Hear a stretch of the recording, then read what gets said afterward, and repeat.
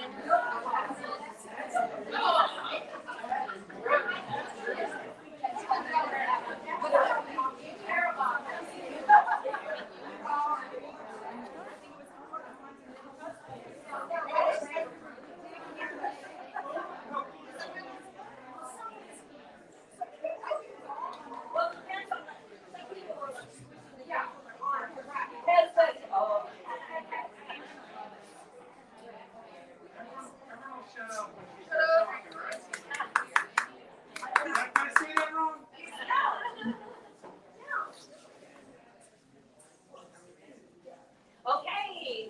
welcome to Untitled Chapter tonight. We're so happy to see you. And tonight we're inside Untitled Chapter's fabulous tasting room.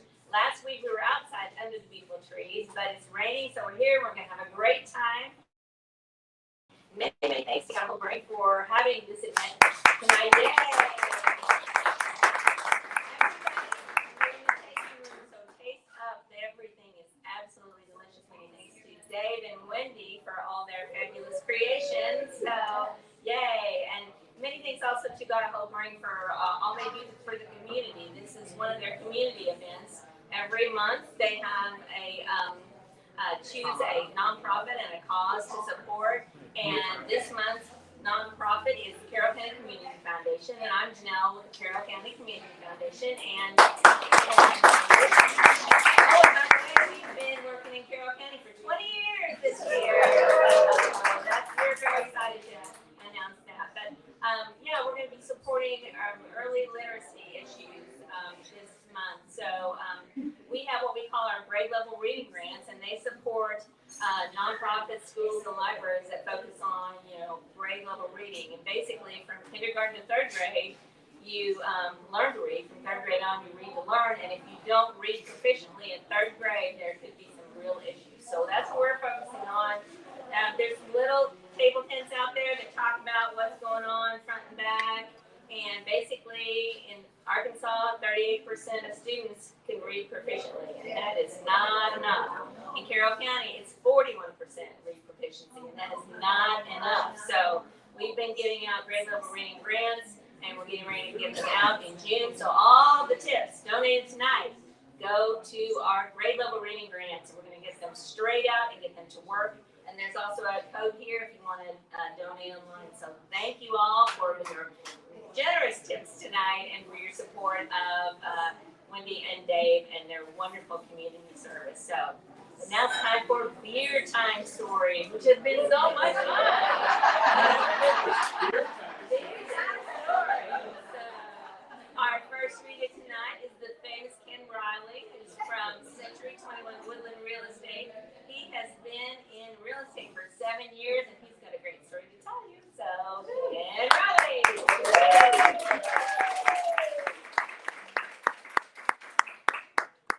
Thanks. My name is Ken. I am really glad to be here.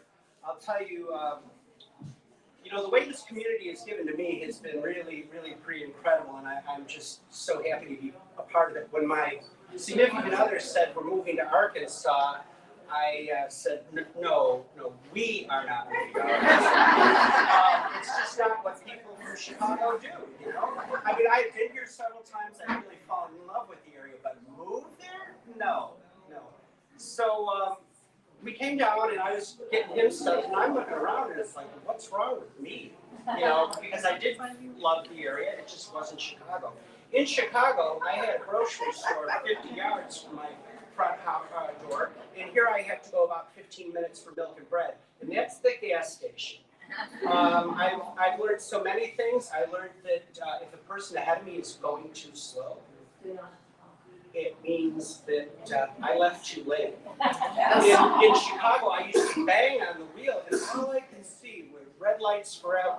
Here sometimes going home, if it's rush hour, and I see 3 cars coming towards me, that's a busy rush hour.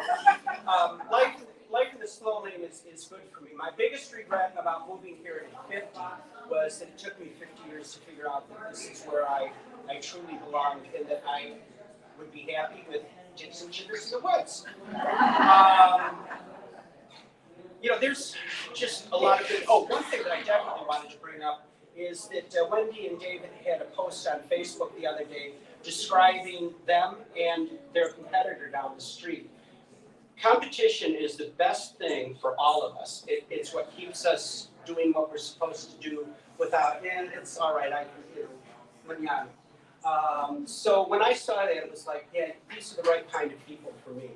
The book that I'm going to be reading tonight is called Mrs. Ticklefeather, and it's a book that I remembered my mom reading me when I was a little boy. That was a long time ago. So I was having trouble finding that, and I could only find one on eBay, and it's a first edition. So I would like to get it sold tonight. I would like it to be a minimum of $30. I think I paid 40 something, but whatever. Yeah, I think enough about that. And you know, when I was reading this, I realized one of the reasons that I loved it so much was because it had a giant fish in it. When I was about 5, my grandmother called my mom and said, Olive, this is your mother Luella. Can Kenneth have an aquarium? And my mom said, absolutely not. So my grandmother was down on the train with it that weekend. My Sunday school teacher, Mr. Schwartz, gave me some little tiny guppy type things that are called Endler live bears, and they were garbage fish now. Now to find a pure strain, you can pay them like 20, 30 bucks. And they're not these big, beautiful things. They're like what the big, beautiful things came from. And those are one of the things that I keep in my aquariums at home. I've got saltwater, I've got this, I've got that. And that was my previous job in Chicago. I owned Chicago Aquarium and Pond Company for 25 years. And anybody that needs pond plants, come see me before they hit the compost pile. So anyways, this book had the big fish in it, and that was one of the reasons why I thought this book was absolutely best for me. So the other thing that I could relate to is they keep talking about Mrs. Ticklefeather and her being a thin old lady. Well, I used to be a thin young boy. That ship sailed. The one thing, does anybody here know what they call wine that comes in a box? Robin? Oh, gin. It's called Card Bordeaux. Yeah, I know. Wine. All right. Well, if we're gonna be whining in the beer joint, I think it's time for me to start reading.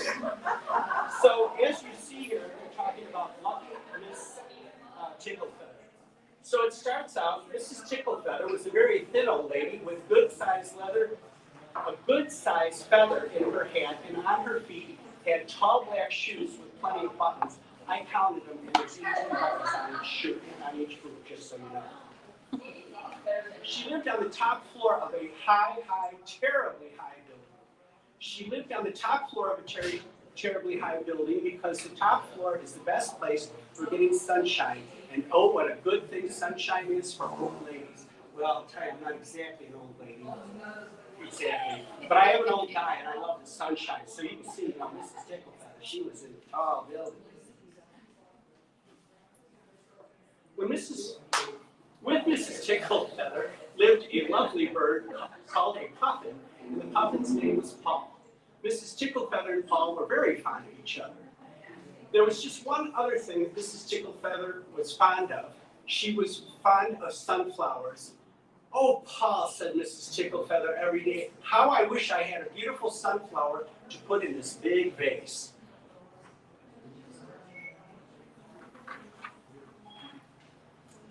One night, thin old Mrs. Ticklefeather and Paul went to bed, and just before they went to sleep, Mrs. Ticklefeather said, Paul, do you think I am ever going to be lucky enough to have a sunflower? And Paul said, good night, Mrs. Ticklefeather. I wouldn't be surprised if you had one much sooner than you think. The next morning, when Mrs. Ticklefeather woke up, there was no Paul standing on the bed, at the bottom of her bed. Mrs. Ticklefeather called, Paul, where are you? But no Paul answered. Then Mrs. Ticklefeather began to cry and said, Paul, my dear Paul, come back to me. But no Paul came. So Mrs. Ticklefeather picked up the telephone and she said, I want a policeman. This is Mrs. Ticklefeather. Please send me a policeman. Quickly. All of a sudden, there was a policeman standing at the door. Oh, policeman, said Mrs. Ticklefeather. My darling sweet puffin Paul is lost. Lend me a laundry bag, said the policeman, and lend me a long stick. Maybe an apple picker would do. Away the policeman went to look for Paul. And before many minutes, he saw a train sitting on the tracks. The policeman looked all around for the engine, but there was no puffin. But he did not find one thing that surprised him very much. Engineer, he said, do you mean to have a pillow on your cowcatcher? And the engineer said, gracious, no. So the policeman popped the pillow into the laundry bag and he walked away. After a little while, he came to a school. He looked around the school and saw there was no puffin. But he did find one thing that surprised him. He found a frog sitting on the teacher's shoulder. So he said, teacher, this frog surprises me very much. Do you mean to have a frog on your shoulder? And the teacher said, gracious, no. So the policeman popped the frog into the laundry bag with the pillow and walked away. All of a sudden, the policeman saw a man walking by with a wheelbarrow and a box on the wheelbarrow. The policeman said, sir, what did you have in that box of yours before it was empty anyways? And the man said, I had a turtle in the box. Then the policeman looked in it and saw a feather lying on the bottom of the box, and it was a puffin's feather. Or so he said. You wicked man, you may need to be arrested. You know perfectly well that turtles have no feathers. So what is that feather doing in your box? The man was so frightened that he said, well, all right, it was a puffin.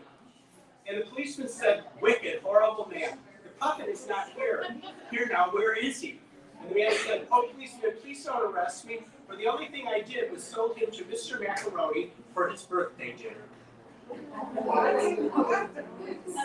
Seabirds, dirty, dirty, dirty, dirty. That's why they call him puffin. And where does Mr. Macaroni live? Said the policeman. In that house over there, said the man with the wheelbarrow.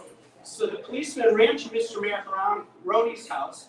There was Paul lying on the table looking very sad. And then he saw Mr. Macaroni lifting up a sharp axe. In 1 second, the sharp axe was going to chop off Paul's head. And the interesting thing was that while poor sad Paul was lying on the table, he was holding a beautiful sunflower in his hand. Stop, stop, said the policeman. Don't cut off Paul's head. You don't really want to eat a puffin for your birthday dinner. Stop, I will get you something much more delicious. And the policeman ran out of the house, and he ran as quickly as he could to the store, and he said, what is the most delicious thing in your store? And everybody in the store said, the fish.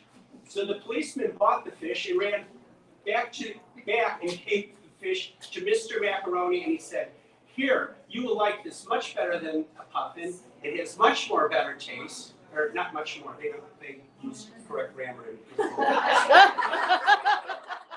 It has a much better taste in any way. You are too hungry for one little puffin. It would be different if you were planning to eat 3 puffins or even 2 puffins. Then I would not say a word. But as it is, I am glad you have changed your mind, and so goodbye, Mr. Macaroni. Then the policeman started running, and he ran so fast as the wind, and Paul started flying. And he flew like the wind too, so that the sunflowers are better. Soon they were at home again, and Mrs. Ticklefeather said, oh, my darling Paul, I am so glad to see you. It is no fun at all living without you. And Paul said, darling Mrs. Ticklefeather, I went to get you a sunflower for you, and here it is. So there's Paul with the sunflower. Oh. Yes. Oh. And yes, Mrs. Ticklefeather and Paul were all alone. That was kind of you to give the policeman our laundry bag and our apple picker for a present, said Paul. Mrs. Ticklefeather put her arm around Paul, and she gave him a tight squeeze and said, oh, what a lucky, lucky lady I am. You know, there was one other thing that got me thinking about these books, and, you know, when Puff and Spot and Jane were, you know, big words, and I started thinking, and I remembered the librarian's name from when I was in kindergarten. Her name was Mrs. Foley. And then I started thinking about more things that I read, and the last thing that I read that was really of any significance was, I forgot the real name, but it was the story of Lewis and Clark. And then I was thinking about the book that has probably had the biggest impact on my life, and I probably read that 16 years ago. The subtitle of the book, the title doesn't really matter because I wouldn't buy it for weeks because I didn't like the title. But what the subtitle was, Rediscovering Grace in an Ungracious World. And because of the title, I wouldn't buy it, but I'd stand in the corner in Chicago and read it like nobody saw it. It's like, you're in a bookstore, downtown Chicago, you can buy this book and nobody's gonna know. Well, anyway, so I did buy that book and I went on to read pretty much everything that that particular author ever wrote. And I'll tell you, the idea that this is what they're doing here to help support our community, I think is really wonderful. Thank you all.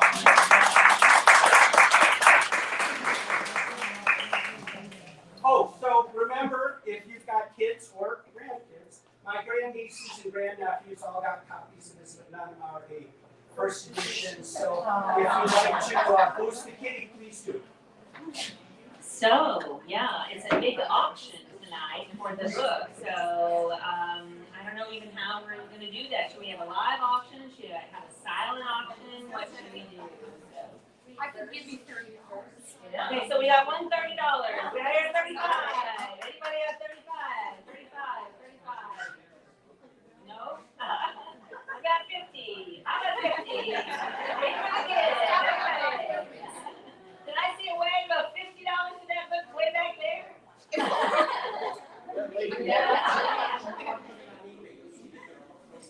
Well, I know so anyway, then I'll do 30. Is that what 30 is good. Okay, sold for $30.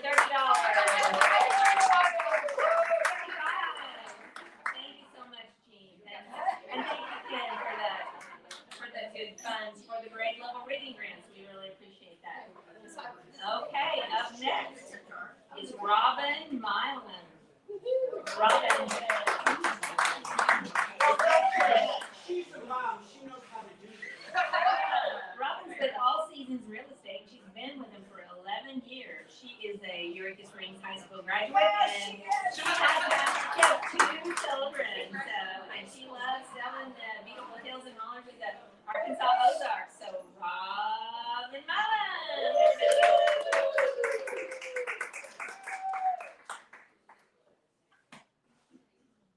I really have to follow Kim Riley?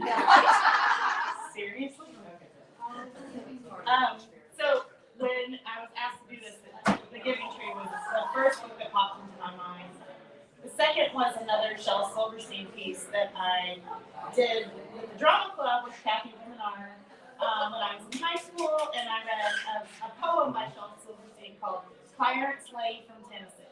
But I chose to do The Giving Tree, and Martha really cried. And yes, Kim, I am a mom, and I do know how to do this. However, if I yawn, it's just like a muscle memory. Because my kids are 17 and 21 now, so I haven't read a book to a child in a long time. So this, I'm just going to show you The Giving Tree. My daughter wrote Jade in it. The Giving Tree by Shel Silverstein for Nikki. Once there was a tree, and she loved a little boy. And every day the boy would come. There's the boy. And he would gather her leaves and then make them into crowns and play king of the forest. He would climb up her trunk. There's his little feet. And swing from her branches. There's his little feet again. And eat apples. This is an apple tree. And they would play hide and go seek. And when he was tired, he would sleep in her shade. And the boy loved the tree very much, and the tree was happy. But time went by, Teenagers. And the boy grew older. And the tree was often alone. Then one day the boy came to the tree, and the tree said, "Come, boy, come, and climb up my trunk, and swing from my branches, and eat apples, and play in my shade, and be happy." "I'm too big to climb and play," said the boy. "I want to buy things and have fun, and I want some money. Can you give me some money?" "I'm sorry," said the tree, "but I have no money. I only have leaves and apples. Take my apples, boy, and sell them in the city. Then you will have money, and you will be happy." Teenagers. And so the boy climbed up the tree and gathered her apples and carried them away, and the tree was happy. Happy tree. But the boy stayed away for a long time, and the tree was sad. And then one day the boy came back, and the tree shook with joy. And she said, "Come, boy, climb up my trunk and swing from my branches and be happy." "I'm too busy to climb trees," said the boy. "I want a house to keep me warm," he said. "I want a wife, and I want children, and so I need a house. Can you give me a house?" "I have no house," said the tree. "The forest is my house. But you may cut off my branches and build a house. Then you will be happy." And so the boy cut off her branches and carried them away to build his house. It's a lot of branches. And the tree was happy. But the boy stayed away for a long time, and when he came back, the tree was so happy she could hardly speak. "Come, boy," she whispered, "come and play." "I am too old and sad to play," said the boy. "I want a boat that will take me far away from here. Can you give me a boat?" "Cut down my trunk and make a boat," said the tree. "Then you can sail away and be happy."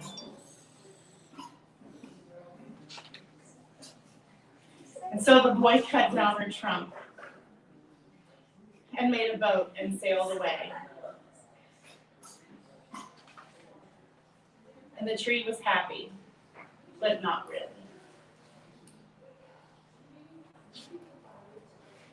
And after a long time, the boy came back again. "I'm sorry, boy," said the tree, "but I have nothing left to give you. My apples are gone. My teeth are too weak for apples," said the boy.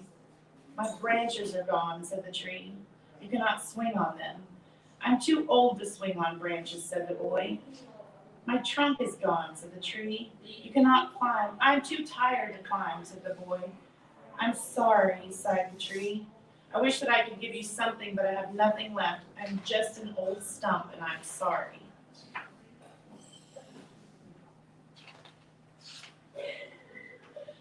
"I don't need very much now," said the boy, "just a quiet place to sit and rest. I'm very tired." "Well," said the tree, straightening herself up as much as she could. "Well, an old stump is good for sitting and resting. Come, boy, sit down and rest." And the boy did. And the tree was happy. The end.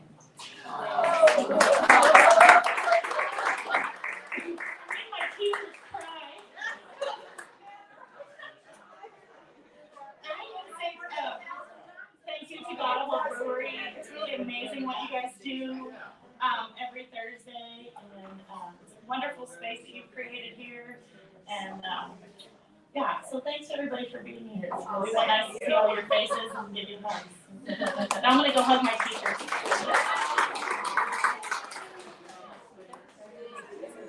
Thank you, Robin. That was fabulous. I love that book, but I love it for two reasons. Because it has a great message, and because it reminds me that we have a grant cycle that we call our our Giving Tree Grants. And our Giving Tree Grants are named after that book because an endowment never ever stops giving and growing. So that just kind of makes my heart happy. So. Yes. Okay, our next reader is Melody Purdy. Melody is a famous Eureka Springs photographer. In fact, in 2019, she was voted very best photographer in Eureka Springs. Melody owns Purdy Art Company, and she is We're so happy to have her here to read for us tonight. Melody, come on up. Thank you. Thank you.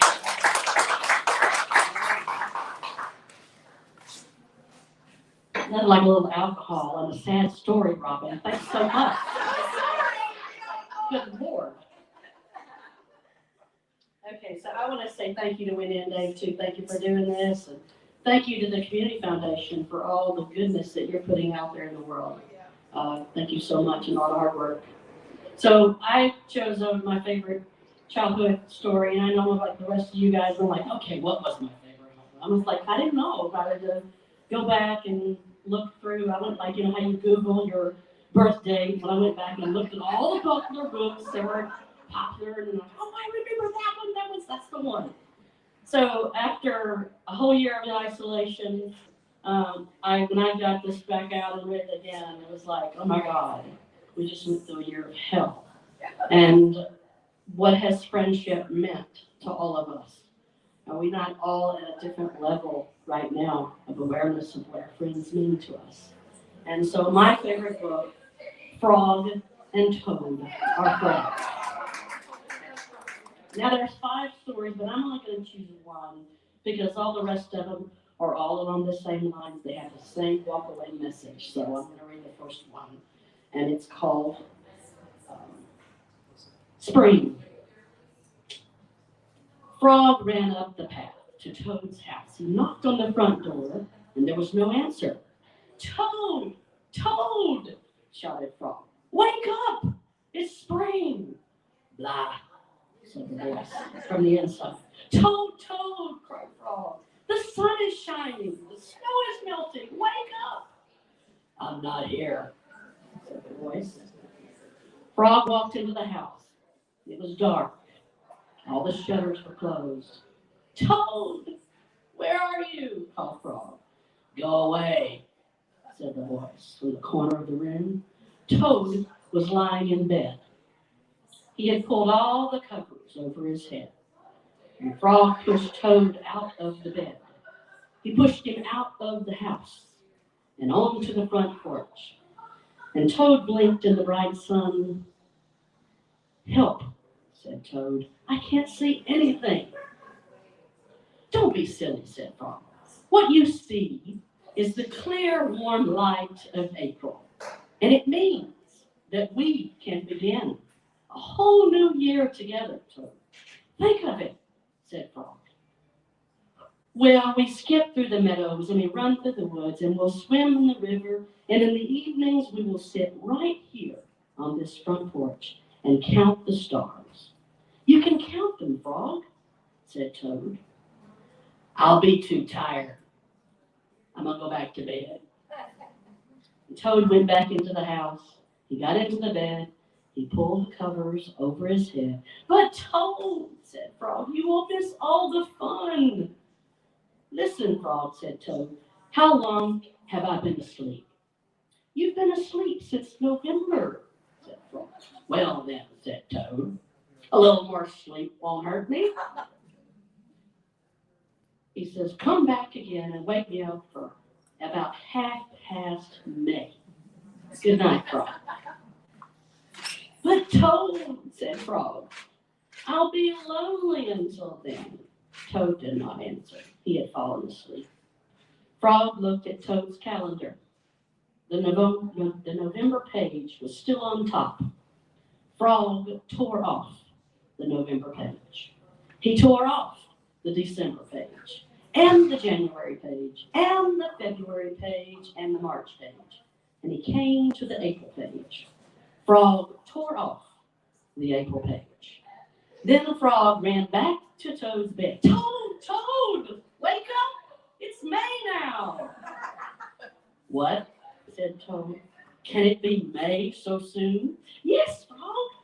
Look at your calendar. Toad looked at the calendar. The May page was on top. Why, it is May, said Toad as he crawled out of bed. Then he and Frog ran outside to see the world was beginning to look, and it was spring. And I think that this story means a lot to me because, like I said, what we've all been through.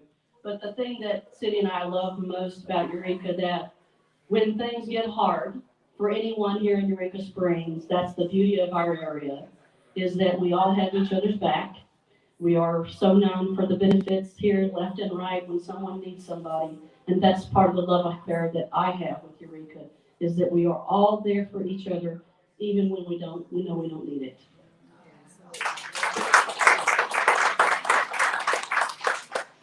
So well said, Melody. Thank you so much. And that just makes me think about, I was telling him we've been here 20 years at Carroll County Community Foundation. It was started by local people here who wanted to keep charitable dollars working in Carroll County. Once again, it's that neighborly feeling that created this from nothing, from zero, no dollars, to what we're doing now. And we've given out, since 2001, $1.4 million back in because of the generosity of people like Dave and Wendy who want to support what's going on in the community. And all you people sitting out here and all you people in Eureka Springs land. So we're just very, very thankful. Our last reader tonight is Diane Murphy. She is the owner of Century 21 Real Estate, and she has been working there since 2004. She's raised 2 kids in Eureka Springs, and she is a community force to be reckoned with. We are so thankful for her and all of her good work and how many people she's touched. Come on up, Diane.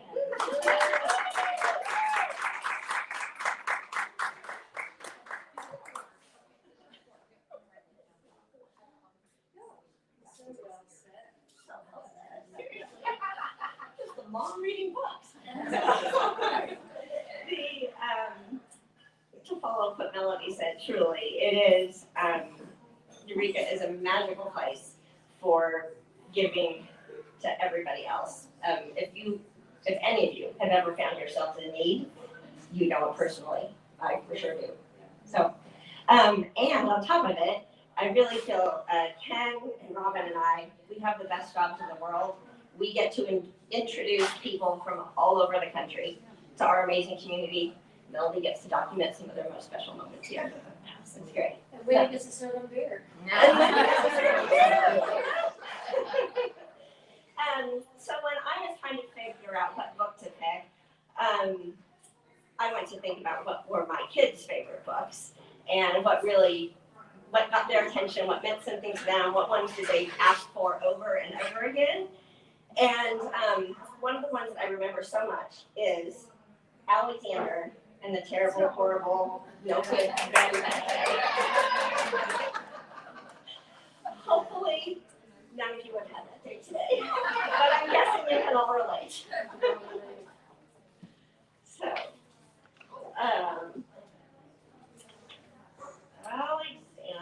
poor Alexander. I went to sleep with gum in my mouth, and now there's gum in my hair. And when I got out of bed this morning, I tripped on the skateboard, and by mistake, I dropped my sweater in the sink while the water was running, and I could tell it was going to be a terrible, horrible, no good, very bad day. At breakfast, Anthony found a Corvette Stingray car kit in his breakfast cereal box, and Nick found a junior undercover agent code ring in his breakfast cereal box. But in my breakfast cereal box, all I found was cereal. I think I'll move to Australia. In the carpool, Mrs. Gibson let Becky have a seat by the window. Audrey and Elliot got seats by the window too. I said I was being scrunched. I said I was being smushed. I said if I don't get a seat by the window, I'm going to be car sick. No one even answered. I could tell it was going to be a terrible, horrible, very bad day. At school, Mrs. Dickens liked Paul's picture of the sailboat better than my picture of the invisible castle. At singing time, she said I sang too loud. At counting time, she said I left out 16. Who needs 16? I could tell it was going to be a terrible, horrible, no good, very bad day. I that Philip Parker was his best friend, and that Albert Moyo was his next best friend, and I was only his third best friend. I hope you sit on a tack, I said to Paul. I hope next time you get a double-decker strawberry ice cream, the ice cream part falls off the cone and lands in Australia. There were 2 cupcakes in Philip Parker's lunch bag, and Albert got a Hershey bar with almonds, and Paul's mother gave him a piece of jelly roll that had little coconut sprinkles on top. Guess who really forgot to put in dessert? It really was a terrible, horrible, no good, very bad day. That's what it was, because after school, my mom took us all to the dentist, and Dr. Fields found a cavity just in me. Come back next week and I'll fix it, said Dr. Fields. Next week, I said, I'm going to Australia. On the way downstairs, the elevator door closed on my foot, and while we were waiting for my mom to get the car, Anthony made me fall for it was muddy. And when I started crying because of mud, Nick said I was a crybaby. And while I was punching Nick for saying crybaby, my mom came back into the car and scolded me for being muddy and fighting. I am having a terrible, horrible, no good, very bad day, I told everybody. No one even answered. So then we went to the shoe store to buy some sneakers. Anthony chose white ones with blue stripes. Nick chose red ones with white stripes. I chose blue ones with red stripes, but then the shoe man said, we're all sold out. They made me buy plain old white ones, but they can't make me wear them. When we picked up my dad at his office, he said I couldn't play with his copying machine, but I forgot. He also said to watch out for the books on his desk, and I was careful as could be, except for my elbow. He also said don't fool around with his phone, but I think I might have called Australia. My dad said please don't pick him up anymore. It was a terrible, horrible, very bad day. Then there were lima beans for dinner. I hate lima beans. There was kissing on TV, and I hate kissing. My bath was too hot. I got soap in my eyes. My marble went down the drain, and I had to wear my railroad train pajamas. I hate my railroad train pajamas. When I went to bed, Nick took back the pillow he said I could keep, and the Mickey Mouse nightlight burned out, and I bit my tongue. The cat wants to sleep with Anthony, not with me. It has been a terrible, horrible, no good, very bad day. My mom says some days are like that, even in Australia.